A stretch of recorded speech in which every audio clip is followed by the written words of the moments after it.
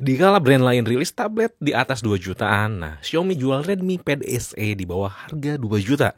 Emang bisa apa sih ya tablet Xiaomi murah ini? Apakah ini tuh cuman sekedar ponsel yang punya layar lebar doang atau enggak?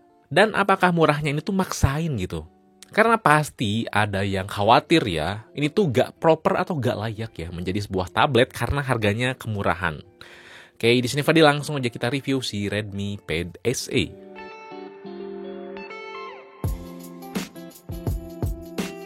Yang pertama kita bahas masalah fisiknya dulu ya, yang premium.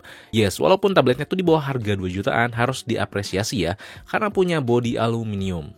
Bukan plastik, dan benar-benar kokoh ya, bukan kaleng-kaleng, bobot dan dimensinya juga udah pas sih buat dibawa kemana-mana.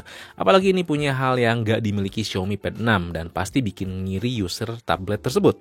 Yaitu si Redmi Pad SE tuh punya jack 3,5mm buat headset, dan punya slot microSD yang nyampe 1 TB ya supportnya.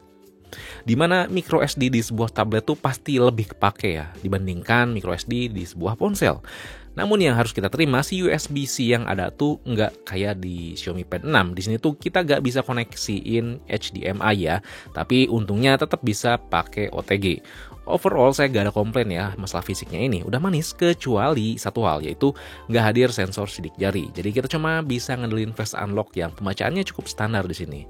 Dan untungnya jangan khawatir sih, kita gak harus sering-sering pencet tombol power ya, karena di sini udah ada gestur yang otomatis bikin tablet layar nyala waktu kita ngangkat si tablet ini. Oke.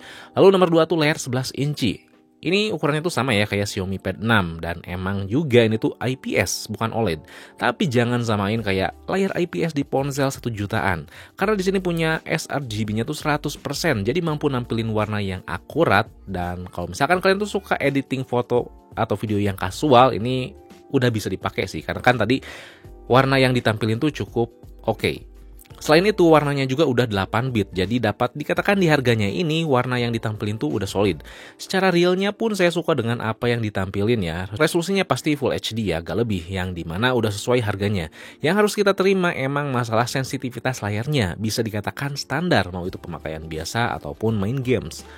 Namun overall dipakai keseharian tuh udah oke sih, mau browsing, baca komik, scrolling sosial media, ngetik dan lainnya. Apalagi kita dikasih mode baca yang lebih manjain mata kita ya, ada pilihan mode klasik dan paper. Tentunya dipakai nonton pasti enak ya, buat YouTube, Netflix, Disney dan lainnya. 4 speaker yang dimilikinya tuh cukup manjain saya di harganya. Walaupun ya agak terdengar bassnya tuh dipaksa keluar gitu. Oh iya, dan by the way ini saya pakai anti-gores paper-like gitu ya, yang bikin si layar tuh bisa ngasih kesan kayak kertas. Cuma 30 ribuan aja ya. Kalau kalian minat bisa cek linknya di deskripsi ya. Saya beli anti gores kayak gini karena ya Xiaomi gak ngasih anti gores bawaan ya kayak di lini ponselnya. Lalu yang ketiga tuh fitur. Nah untuk fitur kita cuman bisa andelin internet lewat wifi aja ya. Kita nggak dikasih varian SIM card. Sehingga kita cuma bisa pakai wifi versi 5 yang ada. Cukup stabil dan oke sih. Kalau urusan bluetoothnya sayang masih versi 5.0 ya. Belum yang terbaru yang lebih irit daya. Kalau fitur softwarenya ini benar-benar esensial ya. Nggak neko-neko, nggak banyak gimmicknya. Kayak dark mode, kunci aplikasi game turbo, dan udah itu aja sih. Ada memory extension emang, tapi ya itu sih gimmick ya, jadi gak akan saya hitung. Minimalis banget gitu, dan saya suka. Karena ya gak ada fitur gimmick dan hal yang gak penting. Apalagi gak ada fitur kustomisasi penampilan yang bejibun gitu, yang dimana itu tuh bakal oke banget gitu buat kalian yang suka hal yang simple aja. Gak akan bikin pusing buat ubah penampilan, icon, tema, huruf, dan lainnya. Yap, di sini tuh kita gak dikasih pilihan store tema dan kawan-kawan. Nggak bisa ganti icon aplikasi, nggak bisa ganti huruf. Pokoknya tema tuh ya kayak gini gitu, nggak ada tema lainnya kecuali ya ganti wallpaper. Yang dimana ini tuh bikin ringan kerjaan MIUI Pad yang ada. Lalu status bar juga cuma satu pilihan kayak gini ya, nggak bisa diubah kayak MIUI jadul dulu. Jadi selain fiturnya minimalis, penampilan juga minimalis, sehingga UI yang ada tuh berpadu dengan fitur yang dimiliki secara harmonis, karena ya sama-sama minimalis dan tentu bisa berjalan dengan baik ya. Sehingga kalau misalkan sinkron layanan Google kayak kontak, kalender, email, dan layanan lainnya tuh cepet. Lalu ini kan secara spesifikasi tuh sama kayak Redmi Note 11 dulu ya. Tapi percayalah, di Redmi Pad SE ini tuh lebih minim lag ya. Karena ya tadi ini tuh serba minimalis ya. Nggak beratin sistem. Lalu kalau misalkan kalian tuh doyan download launcher buat ganti penampilan ya, entahkah itu Nova Launcher, Microsoft Launcher, dan lainnya, pasti itu tuh beratin si kinerja sistem. Apalagi kalau misalkan si customisasinya tuh berat dan tinggi, banyak. Pokoknya kalau kalian tuh download aplikasi yang punya customisasi yang tinggi, pasti beratin sistem ya. Jadi di tablet ini pakai sistem penyimpanan eMMC bukan UFS tuh nggak masalah, karena ya MIUI pad-nya minimalis dan ringan. Yap, ini yang bikin murah ya, eMMC, sistem penyimpanan yang udah ketinggalan teknologinya dibandingkan UFS karena lebih lambat. Tapi sekali lagi ya, kebantu karena si MIUI pad-nya minimalis, jadi tenang. Termasuk kita gak bakal nemu app vault yang banyak iklan, aplikasi Mi Video juga gak ada iklan atau video-video yang gak jelas gitu. File Manager gak ada iklan, atau juga kita gak akan ditawar-tawarin suruh update atau download aplikasi dari Get Apps, store aplikasi dari Xiaomi itu ya. Nah di sini tuh gak ada, tenang. Saya harap Xiaomi nerapin MIUI kayak gini di lini ponselnya juga sih. Nah, saking oke-nya, dari mati ke nyala, bootingnya ya, ini tuh cepet. Coba deh komen di bawah kalau kalian tuh punya Xiaomi 2 jutaan ke bawah atau Xiaomi jadul gitu, tapi udah MIUI 14, pastikan bootingnya tuh lama. Nah, ini udah cepet. Tapi kita harus tetap sadar diri ya, kalau diajak multitasking pindah aplikasi cepet, ini tuh nggak bisa sih. Nggak bisa diajak gercep, pasti nge-lag tuh ada. Apalagi buat main game misalkan kayak install PUBG atau Genshin Impact, emang bisa diinstal tapi buat dimainin tuh kurang nyaman. PUBG emang gak seberat di Genshin sih, cuman ya sensitivitas layarnya kurang oke. Memang buat segmen tablet seperti ini Xiaomi masih ngasih kesempatan ya buat Redmi Pad yang pakai MediaTek G99.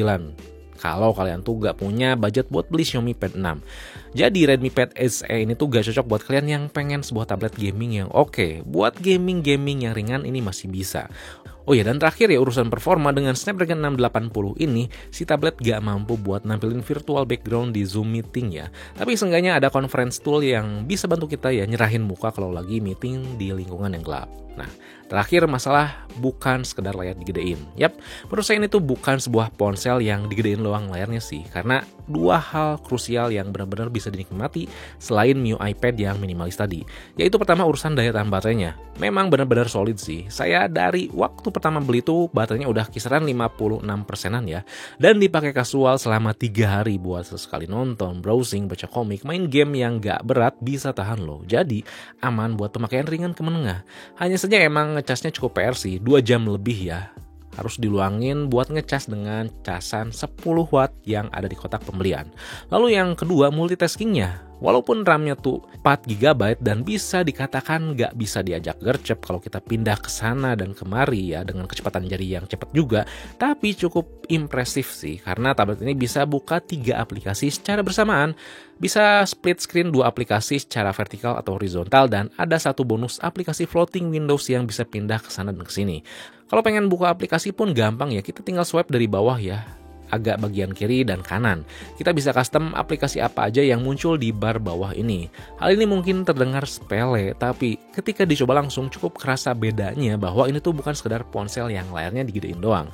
Apalagi tadi kan, dibalut MIUI minimalis yang gak banyak gimmick dan iklan.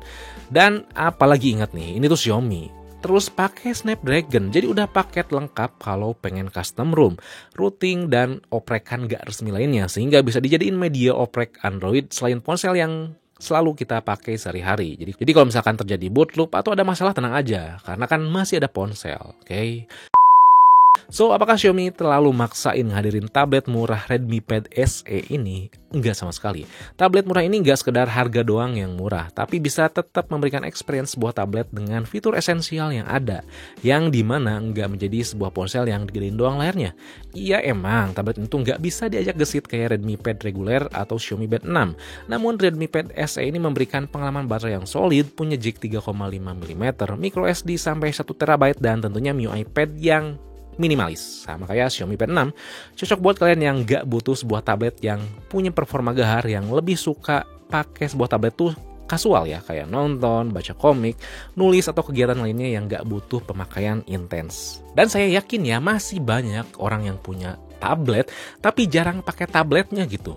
Cuman dipakai gitu-gitu doang buat kayak nonton, browsing, yang kerjaan ringan lainnya. Karena mereka tuh lebih sering main game di konsol atau ngedit video dan foto di laptopnya yang speknya udah oke dibandingkan tabletnya. Sehingga mubazir kan kalau misalkan punya tablet yang gahar tapi ya jarang dipakai gitu. Sehingga ya Redmi Pad SE ini tuh cocok sih buat kalian yang udah punya ponsel yang gahar gitu, apalagi punya bonus konsol yang gahar juga. Jangan maksain beli yang gahar juga gitu tabletnya, pasti mubazir. Dan kalau memang kalian tuh gak punya ya konsol, gak punya laptop yang gahar, dan butuh sebuah tablet yang performanya mantap dipakai buat edit atau main game, Xiaomi Pad 6 bisa jadi jawabannya ya. Saya udah pernah review sebelumnya, oke? Kalian bisa nonton. Yap, jadi sekian aja ya review Redmi Pad SE kali ini. Kalau misalkan masih bingung, kalian bisa tulis komen di bawah. Dan jangan lupa juga buat like, share, subscribe Fixme, lalu nyalain lonceng notifikasinya biar gak ketinggalan video berikutnya. Oke, di sini Fadil. Peace out.